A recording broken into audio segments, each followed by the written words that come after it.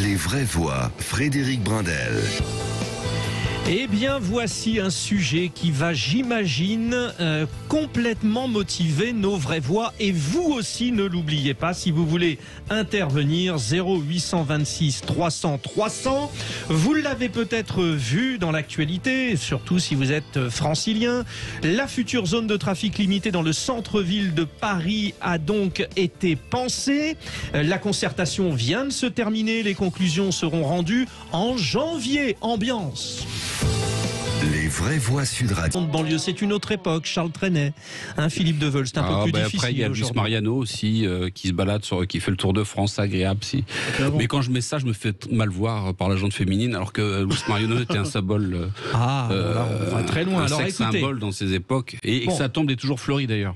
c'est très Mais bien. la zone féminine était tranquille, hein, mon cher Philippe. Ah oui. Voilà. Est-ce que vous me laissez continuer sur la question, mes très chers? Nous accueillons Ariel Veil, le maire de Paris-Centre. Merci Ariel Veil d'être avec nous. Bonsoir. Bonsoir. Vous êtes avec nous par téléphone. Alors, on va rappeler en quoi consiste cette future zone de trafic limité. En fait, il ne s'agit pas d'arrêter totalement la circulation, mais on part d'un précepte de base. 180 000 véhicules passent sur les 1, 2, 3 et 4 arrondissements centraux et sur une partie du 5, 6 et 7. Du coup, sur cette zone, comme seules 80 000 voitures s'arrêtent pour une vraie occasion, pour un vrai but, vous avez décidé de trancher. Alors l'idée c'est, et la question c'est, mais qui pourra avoir accès à cette zone ? Absolument. En réalité, le concept est assez clair. L'idée, c'est d'éliminer le trafic, ce qu'on appelle le trafic de transit, c'est-à-dire un trafic qui ne fait qu'emprunter le centre de Paris, et par une formule que j'ai l'habitude d'utiliser, je dis, voilà, le centre de Paris, Paris-Centre n'est pas un raccourci. On ne passe pas par le centre historique, patrimonial, étroit de Paris comme un raccourci pour faire des trajets qui sont des grands trajets, parfois nord-sud. On estime, vous avez donné des chiffres, on estime aller environ un tiers, de 30 à 40% environ, ce trafic de transit. C'est-à-dire un trafic qui, en effet, ne s'arrête pas dans le centre de Paris, mais ne l'emprunte que comme un raccourci ou une autoroute. Le problème, c'est que ces gens veulent se faire plaisir, un peu comme le disait Charles Trenet, le long... Parce que cette zone concerne une partie de la Seine, alors les gens veulent se balader, c'est ça, en fait. Alors, se balader, non, parce qu'a priori, le trafic de transit... Se balader à voiture, bien sûr, pas à pied. Il fait que transiter, oui. Alors, je ne sais pas s'il y a beaucoup de gens qui se baladent en voiture. Bah oui, c'est le problème. Vous avez dit dans le métro... on pense aussi à Zazie dans le métro, à Montquenot, avec la balade en taxi d'ailleurs de son oncle, et qui lui montre les monuments d'ailleurs dans le désordre, en se trompant dans les noms. Mais si vous reprenez, c'était joli la chanson de Charles Trenet, il dit se balader en taxi. Mais en taxi, il n'y a pas de problème, parce que par définition les taxis justement font partie des véhicules qui seront autorisés. Et d'ailleurs, et même, je le dis souvent, l'idée, c'est pas d'avoir aucun trafic. Il en faut dans le centre de Paris. Vous imaginez, sans doute le centre historique le plus dense peut-être du monde. Vous avez besoin d'être innervé, mais justement, l'idée, c'est que ceux qui doivent circuler en voiture, les services publics, les services d'intérêt général comme le taxi, évidemment la sécurité, les pompiers, les policiers, et puis un certain nombre d'usagers aussi. Alors, sur les questions, Ariel Veil, c'est important, vous parlez des taxis, mais pas les VTC, parce qu'aujourd'hui, c'est agréable, vous le disiez en taxi, ça peut coûter cher, il y a des moyens VTC qui coûtent un peu moins cher. Là, par exemple, c'est en débat. Oui, pour une raison simple en fait. Quel est le concept de base? C'est que qu'on puisse circuler par tous les moyens de transport. On a quand même un peu de la chance au centre de Paris. On a à peu près toutes les lignes de métro qui se croisent. On a aussi les lignes de bus. Les lignes de bus, le seul bus, vous savez que c'est pas dans le trafic qu'on a aujourd'hui et qu'on a depuis des décennies, c'est pas facile pour les bus de circuler. Donc on veut que les bus, les taxis circulent mieux. Les VTC, d'abord, ils ont un nombre assez limité. Il y a beaucoup de compagnies. Ils n'ont pas les mêmes protections ni de leur flotte, ni de leur propre personnel, ni des usagers qu'ont les taxis. Et donc moi, je défends l'idée que pourquoi pas les VTC, dans la mesure où ils rendent un service et ils permettent d'éviter à certaines personnes de prendre une voiture individuelle quand ils n'en ont pas besoin, mais à condition qu'ils soient soumis à des règles comme celles des taxis, qui coûtent moins cher à la collectivité, parce que, vous savez, le modèle de protection sociale des VTC ou d'autres compagnies du même genre, c'est nous qui le payons à la fin. Effectivement. Et une autre question aussi qui fait débat, ce sont les aidants. Alors, j'imagine une mamie, une tata un peu malade dans le centre-ville à Paris, on vient l'aider, on est obligé de venir en voiture parce qu'on doit porter quelque chose, je sais pas, elle a besoin d'un meuble. Qu'est-ce qu'on fait ? Bien sûr.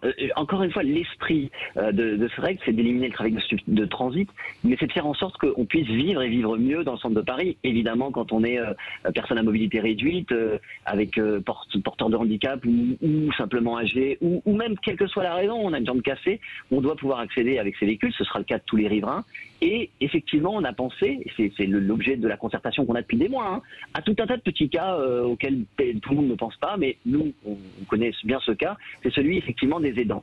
Et moi, je porte la demande que les gens qui ont besoin de se faire accompagner puissent avoir 2 aidants, un familial, comme c'est souvent le cas, hein, simplement les gens ils sont souvent aidés par un membre de la famille, et puis par des aidants professionnels aussi. Voilà, c'est ce qu'on demande, mais ça, effectivement. C'est pas l'objet de petits arbitrages. Bon, pas simple, hein, Ariel Veil. En tout cas, merci monsieur le maire de Paris-Centre. Oui. On va y arriver de manière assez simple. Bon, écoutez, là, effectivement, c'était le fait, ce dont vous avez parlé. Maintenant, on va rentrer dans le vif du sujet. Alors, vous restez avec nous ou pas, hein, comme vous voulez, monsieur le maire, mais là, je veux solliciter nos vraies voix. Moi, je vais vous dire, je suis tout à fait... Alors, pour tout vous dire, j'habite dans le Val d'Oise, qui est donc une banlieue, pour ceux qui ne connaissent pas. Je connais, je suis aussi. Je sais bien, voilà. Voilà. Donc, moi, c'est un plaisir de prendre les transports en commun. Je vous le dis franchement, de se prendre un petit métro, ma tata m'y emmenait pour me faire plaisir quand j'étais petit, tout ça, c'est génial. Mais il y a bien un moment où il faut que je gare ma voiture. Dites-moi pourquoi, si j'arrive à Porte de Maillot, Palais des Congrès, je gare ma voiture 2 heures, ça me coûte 15 €. Si je fais ça tous les jours, c'est pas possible. Qui s'en met plein les fouilles dans cette affaire d'avoir des parkings aussi chers et qui sont dissuasifs de lâcher sa voiture? Réaction de nos vraies voix. Abdoulaye Kanté. Oui, mais effectivement, il y a aussi cette problématique. Il y a une réalité entre ce que vous dites. Vous dites effectivement que voilà, vous essayez de faciliter la circulation dans Paris, que Paris n'est pas une zone de transit. Mais aujourd'hui, quid de l'accès dans Paris? Aujourd'hui, il faut être réaliste. Ça ne donne pas envie de venir à Paris parce que plus aucun véhicule ne peut passer à Paris. Je prends l'exemple de la rue de Rivoli. La rue de Rivoli qui va jusqu'à la place de la Concorde.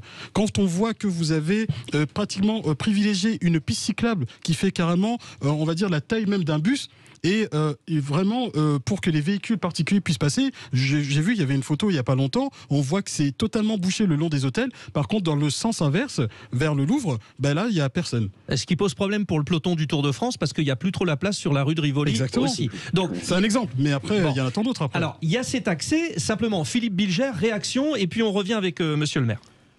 Mais moi, franchement, je ne suis pas quelqu'un qui est capable de parler dans le détail de ces problèmes techniques. Je voudrais simplement demander à monsieur le maire, que j'ai d'ailleurs eu la chance de rencontrer dans une émission des Vraies Voix dans son quartier, qu'est-ce qu'il pense de cette espèce de protestation permanente contre la difficulté de circuler à Paris? Et je crois qu'un classement récent a situé Paris pour le pire au 2e rang. Est-ce qu'il juge ces protestations justifiées ou excessives? Ariel Veil. Oui, avec plaisir pour répondre à toutes ces questions. D'abord, je vous le dis, il y a un point dont on n'a pas discuté, c'est que on veut éliminer le trafic de transit. Bon, là, quand vous venez à Paris en voiture, je dis pas qu'il faut venir en voiture à Paris, hein, et vous l'avez dit, les transports en commun, c'est bien. Mais enfin, on ne proscrit pas la venue dans le centre de Paris en voiture. Par exemple, ça s'appelle ça le trafic de destination. Et moi, je fais partie de ceux qui soutiennent, ça faisait partie de la concertation, de la discussion, l'idée qu'on puisse venir consommer, venir au restaurant, au cinéma, à condition de garer sa voiture dans les parkings. Et là, vous arrivez sur une question qui est une vraie question. Les parkings, les parkings sont assez vides, hein, en réalité. Ils sont pas remplis. Ils sont trop chers. Parce que oui, ils sont trop chers, monsieur le maire. Ça donne pas du tout envie de venir investir. Ils sont beaucoup trop chers. Alors, pour la partie Paris qui nous concerne, nous avons effectivement, avec les adjoints qui sont concernés, une négociation qui s'est entamée pour essayer de faire des tarifs riverains, des tarifs visiteurs. Moi, je suis mes beaux-parents qui viennent, je vois très bien ce que ça coûte. Ça coûte une fortune, 24 heures au parking. Et donc, il faut absolument que ces tarifs baissent et qu'il y ait des offres. De toute façon, je pense que le modèle économique des concessionnaires, de ceux qui ont une concession, ne peut pas fonctionner. Mais vous avez le pouvoir, parce que, monsieur le maire, Ariel Veil, vous êtes socialiste, hein, donc, politiquement, économiquement, on sait ce que vous pensez. Vous, socialiste, vous n'avez pas... Pardon ? Vous savez pas forcément ce que je pense sur tous les sujets, mais bon, allez-y. Oui. Non, mais on va dire au nom du Parti Socialiste pour lequel vous avez été élu. Mais quand même, vous avez une certaine envie de volonté, on va dire, d'enrayer une espèce de richesse glanée sur le dos des pauvres gens. C'est exactement ce qui se passe. Le banlieusard, quand il arrive et qu'on lui fait payer ce parking, en plus, il n'y a même pas de place. On abîme la voiture. Faut faire quelque chose, monsieur le maire, vous êtes socialiste.